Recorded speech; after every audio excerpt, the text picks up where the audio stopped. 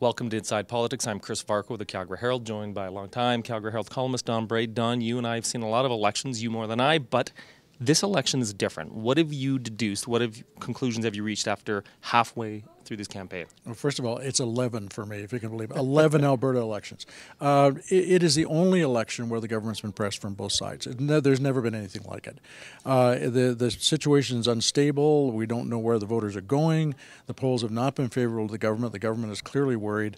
Where it goes from here, we just don't know. I mean, it is really the most unpredictable election I've ever seen because of the fact that there are three major players. Seems like when we began this campaign, the ballot box question was who has the better fiscal plan. It seems like the psychology has changed in 2 weeks to who do you trust. How does that play out for the government?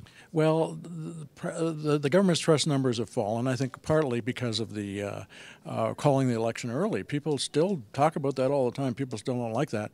So they've got to reestablish this. I mean, they've created one of the most difficult things to sell, which is a tough budget for tough times. And the times are getting tougher every day, like just today, many more people on EI.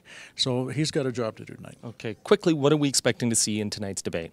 I think you're going to see Jim Prentice paint himself as the only person who can possibly handle this, the only one with the experience, the only one with the competency and the skill set to handle it. I think he's going to try and push that. He's going to try and make the others look like greenhorns. The problem with that approach, of course, is they've got all the experience, and that he says that's a problem.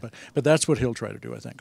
All right, and the opposition leaders? Well, Rachel Notley just roll along the way she is. She's doing extremely well with her centrist, not radical, reasonable approach to things, creating jobs and doing a lot of things the other parties aren't talking about. Right. And she's the one who's got the momentum. She doesn't have much to establish, just stay the way she is. What about Brian Jean? Brian Jean's got a lot to establish because nobody knows who he is.